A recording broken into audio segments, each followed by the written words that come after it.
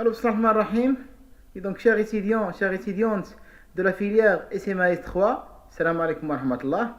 Alors, dans cette petite vidéo, je vais vous montrer comment utiliser une calculatrice de type Casio pour faire des calculs statistiques.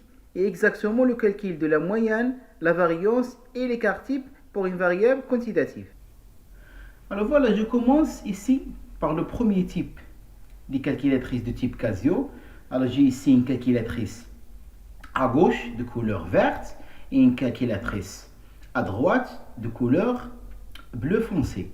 Ces deux calculatrices, elles sont équivalentes. Tout simplement pourquoi? Ici, qu'est-ce que vous avez? Il y a seconde. L'équivalent ici, c'est simplement shift. Ici, vous avez mode CLR. Voilà, ici, vous avez mode CLR. Ici, qu'est-ce que vous avez? Vous avez point virgule et la virgule qui est cachée ici. Ici, c'est l'inverse. Vous avez la virgule et après ce qui est caché, c'est le point virgule. Et vous avez ici implice pour mémoriser les valeurs. Et encore ici, vous avez implice pour mémoriser les valeurs. Alors ici, si je veux point virgule, je clique directement. Mais si je veux virgule, voilà, la virgule ici, il est en couleur orange. Donc je dois cliquer sur seconde et après sur point virgule pour obtenir la virgule. Ici, c'est l'inverse. Si je veux la virgule, je dois cliquer directement sur ce bouton-là. Mais si je veux le point virgule qui est caché ici en orange, je dois cliquer sur Shift. Et après, lorsque je clique sur la virgule, je vais obtenir le point virgule. J'ai besoin de ces deux boutons-là. Il y a le 1 et le 2. La même chose ici. Qu'est-ce que vous avez? Le 1 et le 2. Qu'est-ce qu'il y a ici? Il y a somme et ici, il y a var. Donc, var, c'est ici qu'on va obtenir la moyenne et la variance et l'écart type. La même chose ici. Ici, qu'est-ce que vous avez? Il y a stats. Et donc, c'est ici qu'on va obtenir la moyenne, la variance et l'écart type. Ici, le bouton égal, son équivalent ici, c'est simplement quoi? C'est le bouton exe. Et donc, j'ai ici deux calculatrices équivalentes. Voilà, la première à gauche, elle est équivalente à la deuxième à droite. Maintenant, voilà mon exemple. J'ai un tableau statistique. J'ai ici deux modalités. x1 égale à 12 et x2 égale à 15.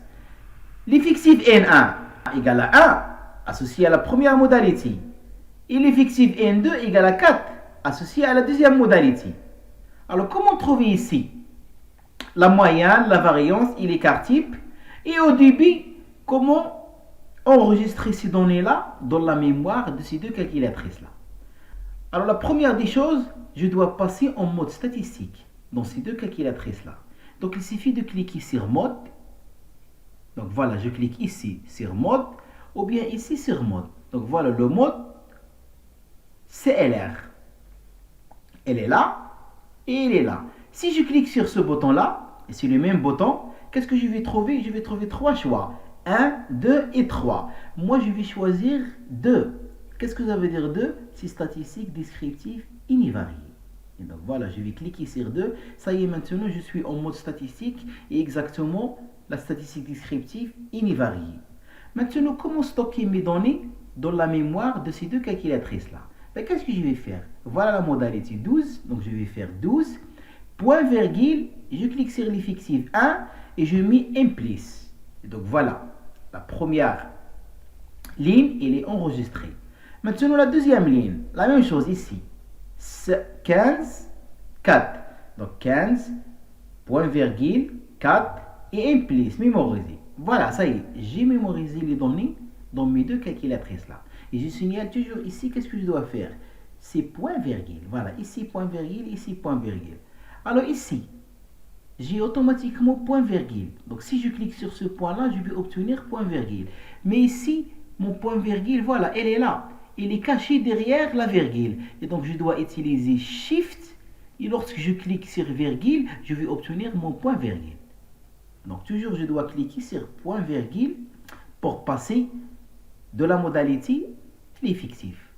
Alors, une fois mes données elles sont stockées dans la calculatrice, qu'est-ce que je vais faire maintenant pour calculer mes paramètres de position et de dispersion, c'est-à-dire la moyenne comme paramètre de position et la variance et l'écart type comme paramètre de dispersion.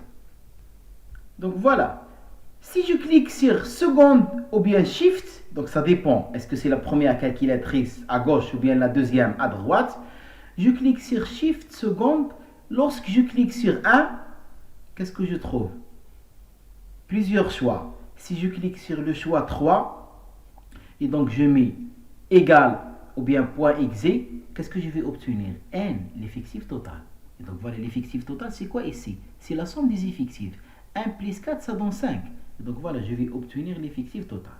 Donc pour obtenir l'effectif total, je dois cliquer sur Shift ou seconde, somme, et après je vais avoir plusieurs choix. Je vais cliquer sur le choix 3, et après pour obtenir le résultat, ou bien égal ou bien exe. Ça dépend de la calculatrice. Maintenant, si je veux obtenir ma moyenne X bar, toujours il suffit de cliquer sur seconde ou bien Shift. Maintenant 2, donc voilà, ici j'ai cliqué sur 1, ici je clique sur 2. Donc S var, je vais avoir 3 choix, 1, 2 et 3. Si je clique sur 1, je vais obtenir la moyenne X bar. Si je clique sur 2, je vais obtenir l'écart type. Voilà, ça c'est quoi? X sigma n, c'est l'écart type. Et si je veux obtenir la variance, ben, il suffit ici, lorsque j'obtiens mon résultat de l'écart type, je passe au carré pour obtenir la variance. Et toujours pour exécuter ou bien exe ou bien égal. Et effectivement, je peux encore obtenir les sommes ici. Les INI fois les XI, les effectifs fois les modalités. Ben, il suffit de cliquer sur seconde ou bien shift, cliquer sur 1 maintenant. Le choix 2, avec exe, il me donne cette somme. Et on a vu ici, si je clique sur 1, mais le choix 3, il me donne l'effectif total. Mais maintenant, le choix 2, il me donne cette somme-là. Et la même chose, toujours, je clique sur 1. Maintenant, le choix 1, qu'est-ce qu'il me donne? La somme des NI, XI au carré. Donc, regardez. Ici, toujours, je clique sur 1. Mais le choix 3, il me donne l'effectif total. Le choix 2, il me donne la somme NI, XI. Et le choix 1, il me donne la somme NI, XI au carré. Alors maintenant, ça y est, j'ai terminé mes calculs. Et je veux faire un autre exercice. Alors faites attention pour ces deux calculatrices-là. Chaque fois que je dois faire un nouveau exercice, je dois effacer la mémoire de la calculatrice. Pourquoi? Parce que lorsqu'on a utilisé le bouton Implice, on a enregistré nos données, le tableau statistique. Maintenant, comment effacer ces données-là dans la mémoire de ma calculatrice? Il suffit de faire la chose suivante. Il suffit de cliquer sur seconde, mode CLR, sur 1, exe, et ça y est, j'ai effacé la mémoire. Et donc ça, c'est pour cette calculatrice-là. Voilà, seconde, mode CLR, 1, exe, voilà. Cette ligne de commande, et j'efface la mémoire ici. Maintenant, comment effacer la mémoire ici? Il suffit de cliquer sur Shift, toujours mode CLR, mais maintenant c'est 3 au lieu de 1, et égal au lieu de exe. Ça y est, je vais effacer la mémoire. Et donc voilà, ces deux calculatrices-là, elles sont équivalentes. Ils sont simples à manipuler pour trouver les moyens, les variances et l'écart type. Mais il faut faire toujours attention. Chaque fois que je passe à un autre exercice, et donc un nouveau tableau statistique, je dois toujours effacer la mémoire de ma calculatrice en utilisant ou bien cette première ligne de commande pour cette calculatrice à gauche, ou bien cette deuxième ligne de commande pour cette calculatrice à droite. Alors maintenant, je passe à un deuxième type de calculatrice. Et la même chose ici. J'ai une calculatrice à gauche, en noir, et une calculatrice à droite, en vert. Et ces deux calculatrices, ils sont équivalentes et ils sont différentes des deux premières calculatrices que j'ai présentées précédemment. Alors ici, pour passer en mode statistique, pour ces deux calculatrices-là, il suffit de cliquer sur mode setup 3 et je clique sur 1, le premier choix, c'est-à-dire une variable. Voilà, je vais faire de la statistique descriptive pour une variable. Donc voilà, mode setup 3, je clique sur 1, une variable, ça y est, je suis en mode statistique. Alors voilà, mode setup. Mode setup, voilà, elle est là pour cette calculatrice. Voilà mode setup. Et pour cette calculatrice, elle est là. Voilà mode setup. Le 3, voilà, elle est là. Voilà mon 3. Et le choix 1, c'est-à-dire une variable, voilà le choix 1. Stats, lorsque je clique sur 1, le choix 1, c'est statistique descriptive pour une seule variable. Ici, voilà mon 1. Lorsque je clique sur 1, ça y est, je suis dans le cas d'une statistique descriptive à une seule variable. Maintenant, une fois, je suis passé en mode statistique. Alors, voilà mon tableau statistique. J'ai la colonne des modalités et la colonne des effectifs. Donc, j'ai ici deux colonnes. Alors, vous voyez dans cette calculatrice, il y a deux colonnes.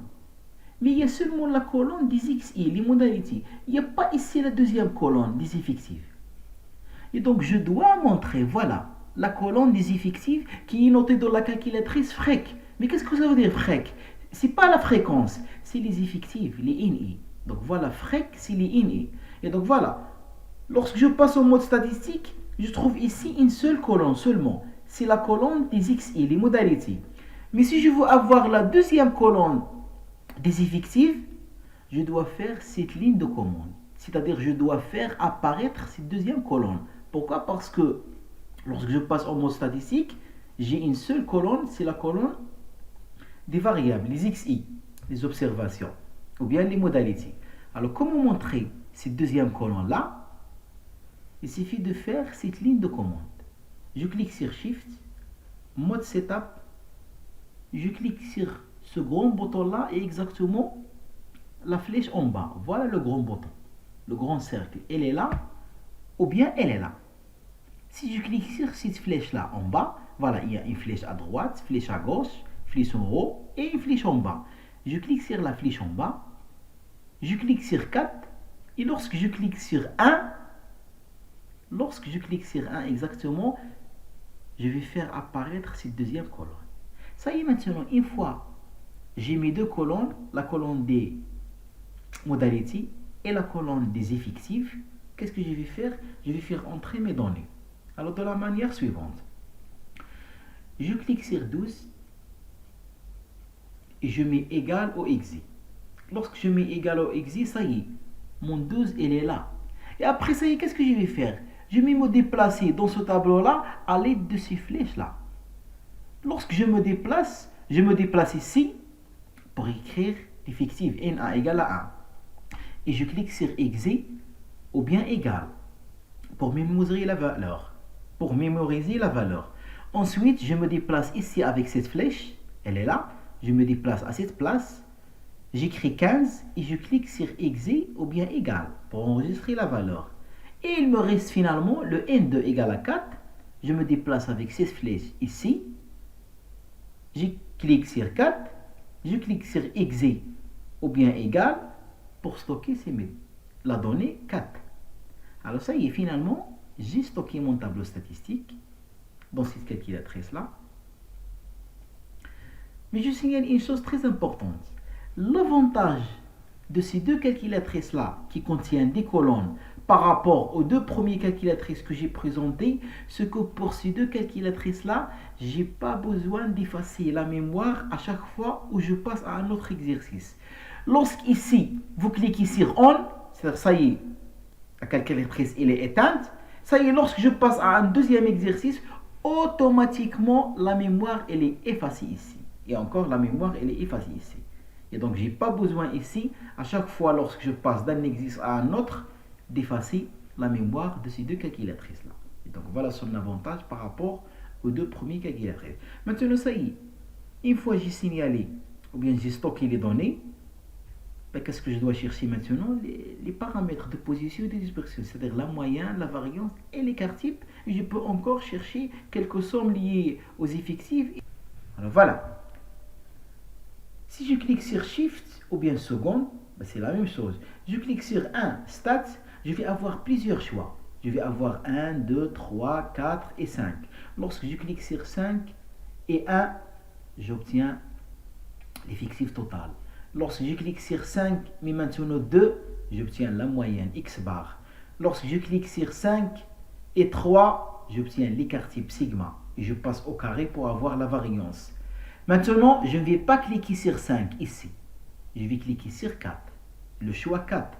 Le choix 4, avec le choix 2, je vais obtenir les sommes, la somme NI, XI. Et toujours avec le choix 4, si je clique sur 1, je vais obtenir la somme NI, XI au carré. Alors fin et bon courage.